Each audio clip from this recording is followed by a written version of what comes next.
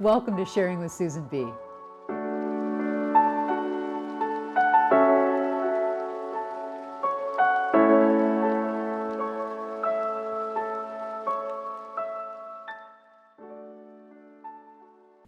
Hi, I'm Susan Blaine, and welcome back to Sharing with Susan B. And this is part 3 of our 3-part series with my good friend Don Lachance. We're talking about redefining loss and what loss really means, specifically the intangible ones that we don't always think about. Sorry, I'm gonna have to start that again because it wasn't an appropriate time to laugh. Yes, it's perfect. It's perfect. It's perfect. All right, like okay, things let's keep unfold rolling the way then. they unfold. That's right. That was my dog yawning. It's really been such an amazing conversation. We've talked about so many things in these just short segments, and Don's been sharing because he recently lost his son. I've been sharing a bit about my trauma experience and loss, and please tune in to those other parts to check out the rest of our conversation. There's so much, right? There's so much here to talk about, to share with people. It's unending. It's unending. It's unending because it unfolds every day. Yeah. Every day. Just think. Once the day's over, it's lost. Oh, Jesus. Something else to lose. Well, no, but you think about that. Like, people don't realize just how constant loss is in our lives. And we wonder why we're ill-equipped, why we're just unable to deal with most of it. Like, is it never mind because the of the things. loss, the cumulative loss in our lives that prevent us from living fully? I think there's a big element of that. Because we want to be justifying all the time. And here's the thing. We have to often look for reasons to feel good. We never have to look for a reason to feel bad. Yeah. Yeah, we don't have to work at feeling bad. That kind of happens. Absolutely. But we have to make an effort to pull ourselves out. But what do you do? What do you do with that once you do recognize? You see, it's the admission, right? It's the acknowledging. And in the earlier segment, when I talked about managing people and managing things through anger, there were a lot of things that unfolded on that front. And here's a good example of the distance between often acknowledging and accepting. I acknowledged that I had a drinking problem, but it was 3 long, miserable years before I actually accepted it. And Wow. That's what created the space for me to manage people through anger. Nobody wanted to come near me. I was the biggest a-hole on the face of the planet. And, Hard to believe. Well, no, seriously. And I managed everybody through anger. Why? Because nobody wants to approach you. Geez, he's going to blow up. Like, oh, I can't ask that. I can't do this. Wow. And it was my wrestle. It was that journey, right? Right. It was me. From the head to the heart. Getting to a place where I finally accepted it. And only then, after 3 long years of being so miserable to everybody I loved the most, because I felt comfortable enough, deeply, that they would accept my behavior. They would understand without me speaking anything, without me stepping into any of the responsibility that comes along with that. Oh, yeah. Me, like a miserable dad, an incredibly miserable husband, just a miserable person, not a good friend, not a friend to self. Like, how could I be a friend to anybody else? Like, I just lived in this place of turmoil and torment. And it was in accepting where I finally began to walk in recovery. And that's the magic that happens when we begin to acknowledge and speak about loss. We get to recover from the loss, because here's what's really happening. We're incomplete emotionally. Amen. around all of the events. So now let's tie in the intangible laws. Let's tie in all of that. All of the things that we're completely ignorant of. We just don't know. And, you know, let's weave some ego into there. Because, like, what really begins to happen is that ties into our competency levels. Mm-hmm. You know, when you don't know what you don't know, we even have expressions for it, Susan. Ignorance is bliss. Oh, yes. Right? Like bliss. Think about that. And then some smart ass comes along and shares something with you, makes you aware of something, and all of a sudden, now you're consciously incompetent. And what's that like? Now I've got to show up in my marketplace knowing that I'm not competent. So we begin to wrestle, and we begin to just struggle, and we begin to try and figure things out on our own. And how do we do it? And there's no guide, and there's nobody that's going to teach us how to do this, because like these are my problems and I don't know where this is going, and I don't want to look at that right now. I'm going to, hey, who can share like a good thing for me to binge? I'm going to the gym. So true, yeah. I'm going to. I'm doing this. And we never that. just be. I'm going to start this. I'm going to start that. Yeah. It's so true. Yeah, we get busy. I remember one thing that you said in our conversation I wanted to sort of touch upon, and it's about leading with intuition.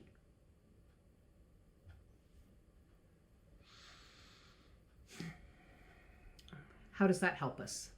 Leading with intuition. How does that help us get out of this cumulative loss cycle of behavior? Well, intuitively, we know we're hurting. Yeah, that's so true, right? we feel it. We do. We might not be telling anybody about it, but we feel it. And we don't want to open up, right?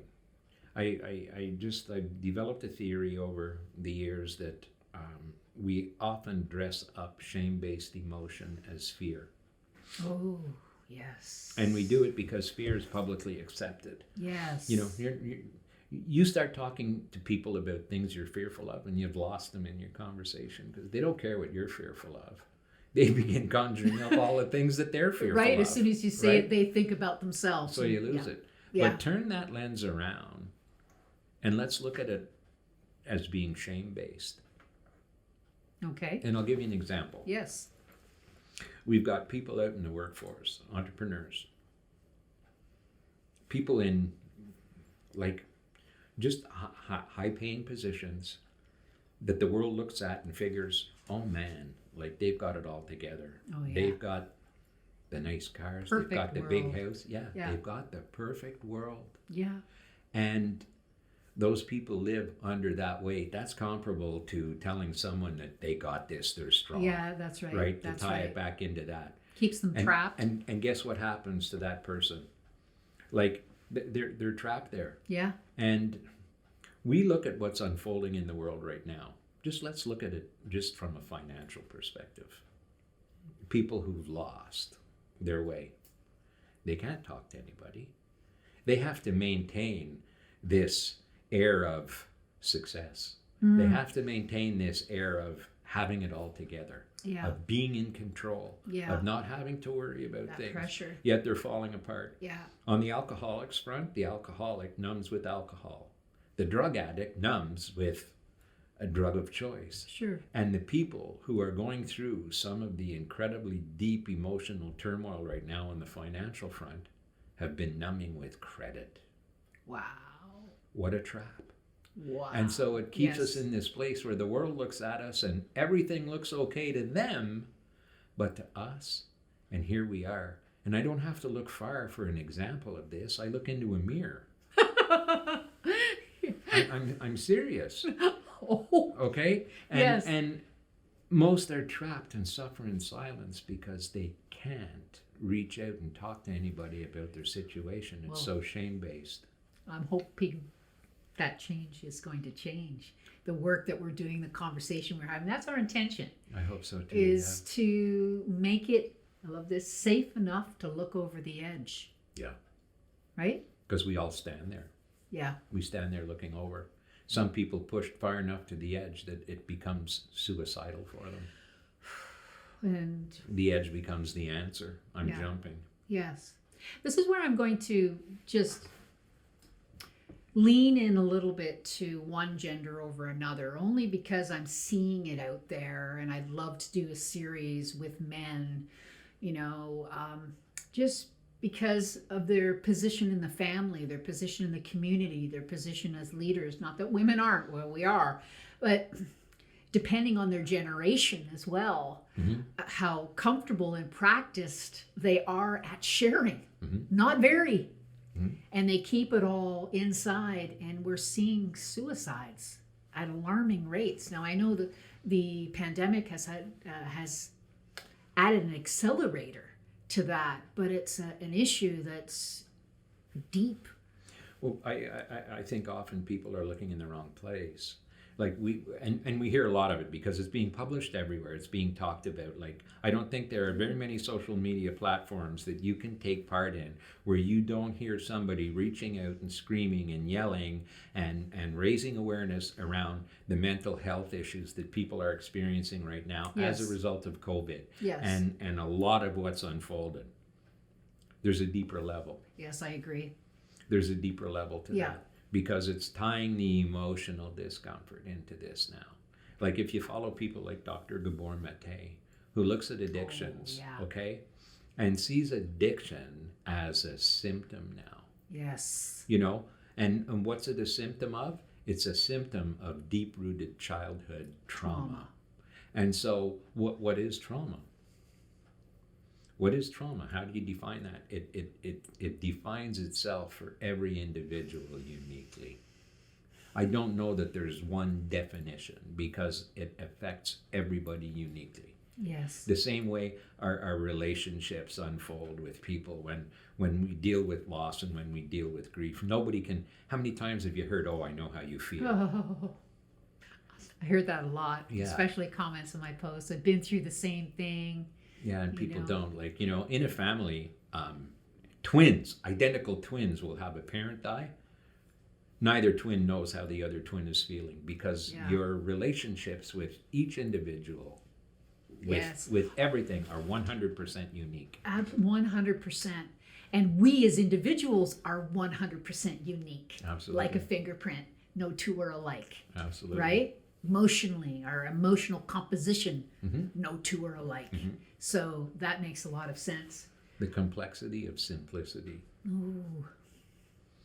It really is. When you can take a step back and you can look, when you can start from that base that we all feel, we're all experts at not feeling, and that's the world we want to live in. That's the world we want portrayed. How can you help? Or how can you get help when you strive and you battle to live in that place? Oh, frig, it's exhausting, man. I've given up on that. I don't do it anymore. The trauma that I went through has changed me. And I think it's the stage and age of where I am in life, too. But do you see this changing with what's happening in the world? Do you feel a shift?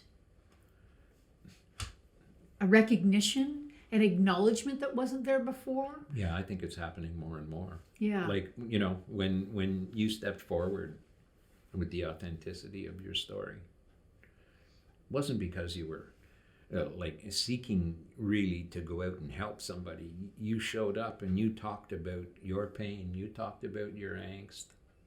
And those are the things that create the space for people to relate, people to say, "Oh my God, like, I wish I could have said that.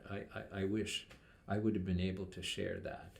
And in doing that, the vessel begins to crack. Yes, I've noticed. And which is why I'm continuing to do this work, because I see the power of it. Well, it's beautiful, right? Because the more cracked the vessel is, there's a couple of things happen.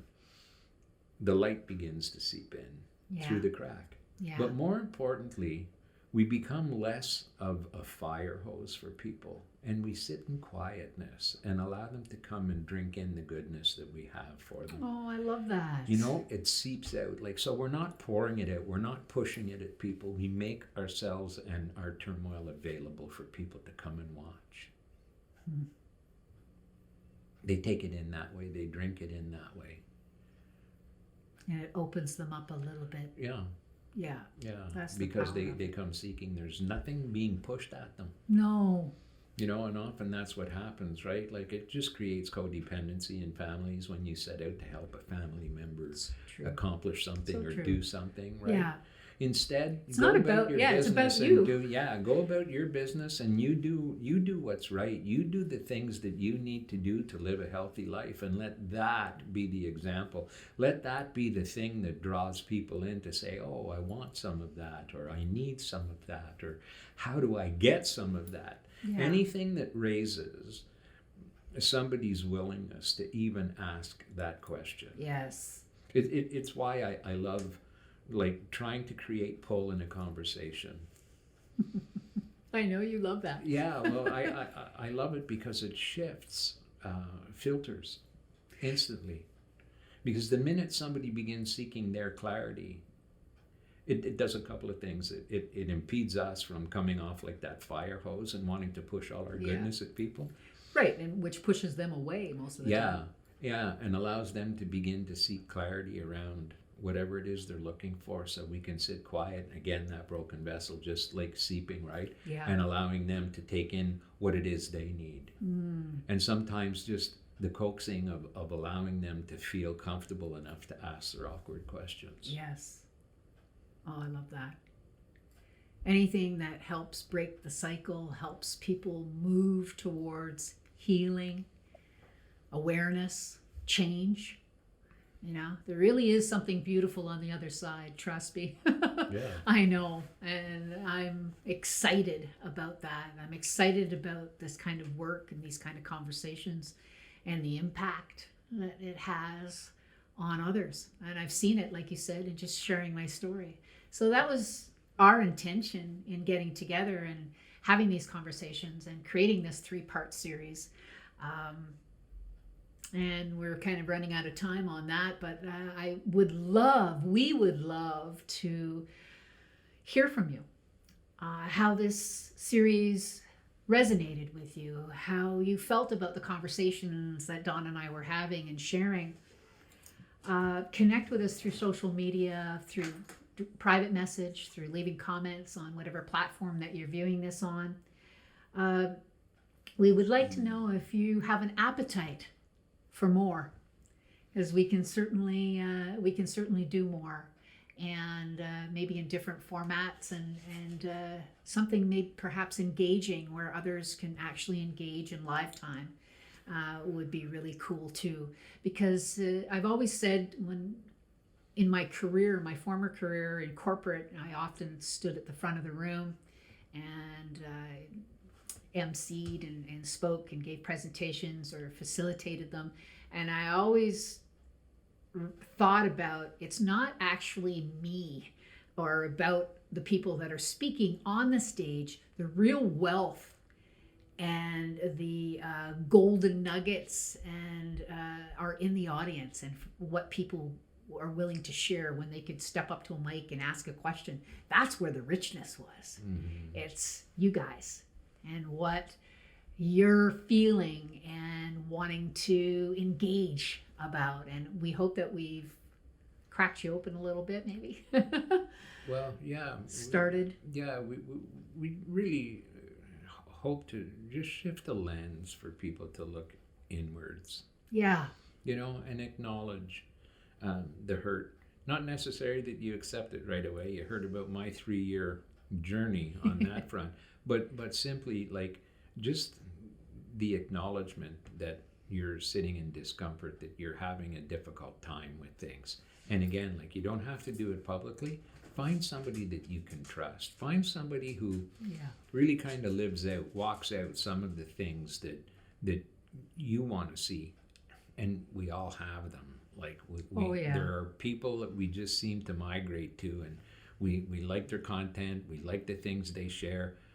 We often don't feel worthy enough to reach out and start a conversation, or to even broach any of the subjects that may feel us and may have us feeling trapped and things like that. So I just want to share that you're worth it. Yes. You really are. Step into that and dare to be vulnerable. It'll be worth it, I promise you. Don Lachance, thank you to my conversation buddy. You know, you're one of my favorite Thank you, people. Susan.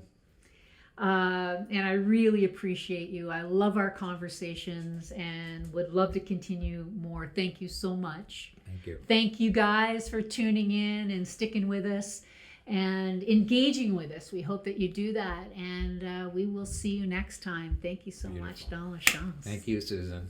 You Always did a it. pleasure.